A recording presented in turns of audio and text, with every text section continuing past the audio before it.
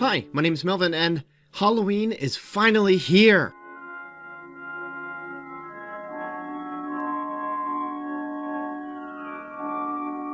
Welcome to Cinematic Doctrine, a non-spoiler Christian movie podcast where we take Spooky Month very seriously. Tonight we'll be checking out Danny Boyle's 28 Days Later. This movie was chosen by the lovely patrons who support Cinematic Doctrine with a small monthly donation. For as little as $3, you too can have the opportunity to vote on a movie I review at the end of each month by heading on over to Cinematic Doctrine's Patreon. A link will be available in the show notes.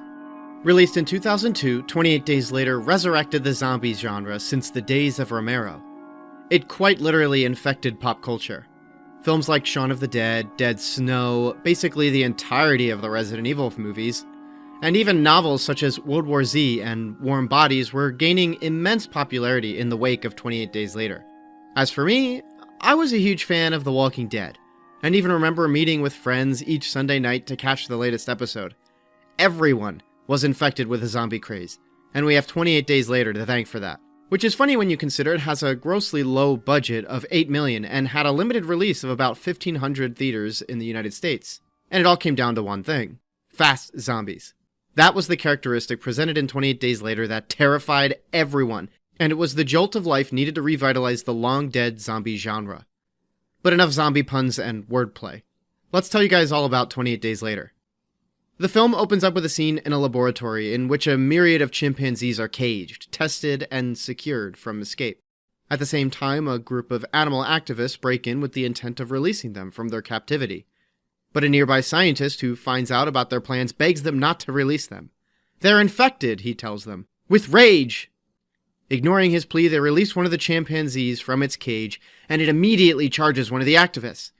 Near instantly, she convulses, bleeds profusely, and attacks her friend without remorse. 28 days later, we're in a hospital as Jim, played by Cillian Murphy, wakes from a coma. As he comes to, it doesn't take long for him to see the sorry state everything's in. Junk is littered everywhere, furniture is overturned, everything is in disarray, and everyone's gone. There's no one in the streets, missing signs are hung everywhere, and soon Jim comes across a newspaper that reads, "Evacuation." It isn't long before he soon encounters what looks to be a human but is nothing more than a rage-infected husk of its former self, and there's nothing he can do but run. 28 Days Later is rated R for strong violence and gore, language, and nudity. The strong violence and gore is portrayed in a chaotic, split-second manner, so it's not quite as visceral as one might expect, but that doesn't make it any less scary or frightening. In fact, if I recall correctly, there's a gruesome dismemberment. Yet it's still in a quick, blazing pace that you can only see for a moment. Apart from that, the strong violence is a mixture of how things are being hurt and maimed and how it's portrayed. In other words, it's not just people dying, it's that they'll be shrieking and flailing while they die, so it makes it a lot freakier both visually and audibly. The language is fairly consistent, and I'm actually surprised the certificate only says language and not strong language, considering a word that's used a lot during the third act of the film. Not only that, just the fact that the language is so pervasive alone feels like it's an incomplete certificate, but I suppose that's what you get for 2002. And the nudity is so annoying because it's the most unnecessary thing on the planet. There's brief full male nudity in the beginning of the film and brief full male nudity at the end, and it makes no sense. It's not even sexual, it's just dumb. Now, before we take a look at 28 Days Later, I wanted to share real quick that if you've come to enjoy Cinematic Doctrine and would like to support the show, be sure to leave a review on your respective podcast app at the end of this episode. You can also head to cinematicdoctrine.com and check out all kinds of cool stuff, as well as get connected with all our social media. Also, Cinematic Doctrine has a Patreon. For as little as $3 a month, you can join other patrons and vote on a movie I review once a month. Any amount is appreciated with multiple tiers to choose from, all of which go toward making Cinematic Doctrine the best podcast it can be. I have to admit, I didn't like 28 Days Later the first time I watched it. I mean, I did, but not really as much as I expected to. When I think about the build-up, the hype, the legacy of this film, I suppose I expected something a bit more from it. So when I realized it was an incredibly low-budget, kind of ugly-looking movie, I felt a little cheated. Then when I finally got around to watching its sequel 28 weeks later, I was like, why are people disappointed with this sequel? It's not like the first movie was all that good. But then my lovely patrons voted on 28 Days Later as this month's patron-voted movie, so I figured, what the heck? I guess I have to watch it again, so here goes nothing. And Yeah, I think I get it now. I mean, if I can speak plainly, I was already living in a world that was used to the fast zombie. I already played countless hours of Left 4 Dead 2, and as mentioned before, I was a big fan of The Walking Dead, at least up until Season 4. So the thrill of fast zombies was lost on me since I had already been immersed in that aspect of zombie lore. Also, I was pretty underwhelmed at the time by the visual aspect of the film. In fact, it's ironic to call it a film. 28 Days Later wasn't shot on film, at least not much of it. Most of it was shot on a Canon XL1, which was considered a prosumer camera at the time. It was the sort of thing you would purchase if you wanted to make your own movie but couldn't rent a giant film camera. In fact, that's one of the main reasons they used it. The Canon XL1 was a lot smaller and more convenient for travel. So during certain scenes where they needed to clear out neighborhoods or clear out the streets, Danny Boyle and his crew would occupy an area early at dawn, shoot their scene, and pack up all in about 45 minutes. The reason for this process was the cost, and another was a matter of convenience. By shooting so early in the morning, not many people were out, so there weren't many people to get in the way. But even though that's incredibly practical and really creative, it doesn't mean the film's visual quality is excusable, at least not for me. And I recognize how anal and petty I sound about that, but some shots look smeared like someone rubbed a wet paper towel across damp paint. And because of the convenience of shooting on a Canon XL1, there are a lot of shots that have a weird color too, since the camera doesn't seem to pick up as wide an array of color as other cameras might. I will say that in the end, it's simply a necessary evil when you account for the low budget, minimal time, and the feats this film goes for. Like, even though the picture looks terrible, Jim walking through the empty streets of London is still haunting.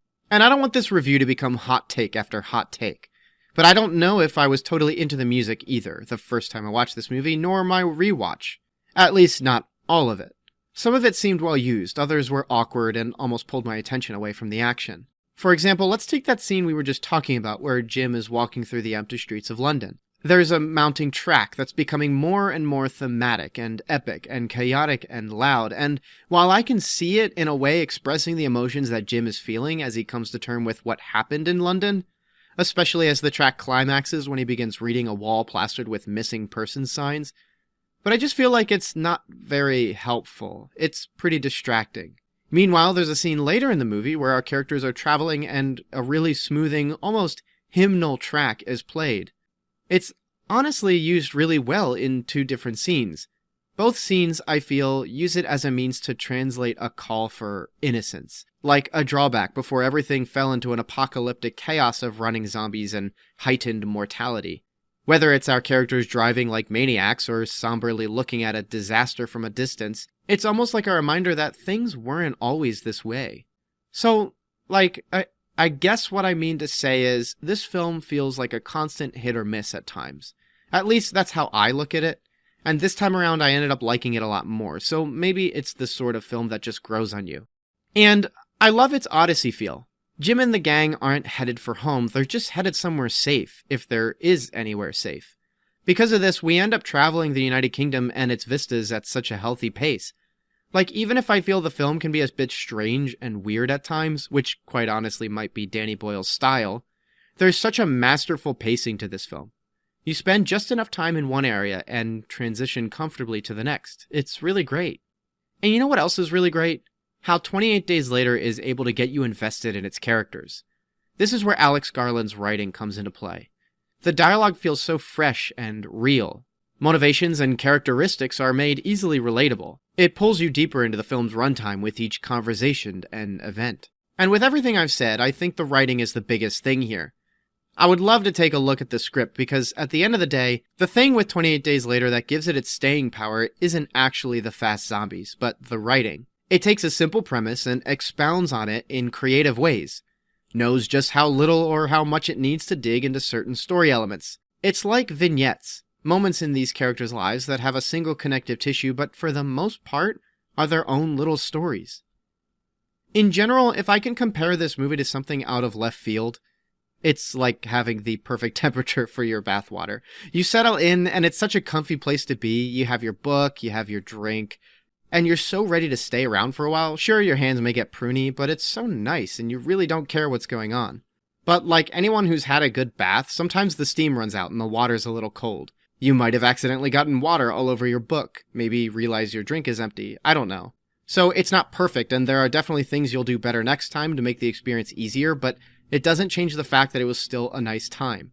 So yeah, there you go. 28 Days Later is like the perfect bath. Quote me on that. Something about the zombie genre that has always interested me is the moral dilemma of killing someone who is infected, but they haven't turned yet. Like, picture this. Your friend just got bitten by a zombie, but he's got about 10 minutes before he officially goes wild.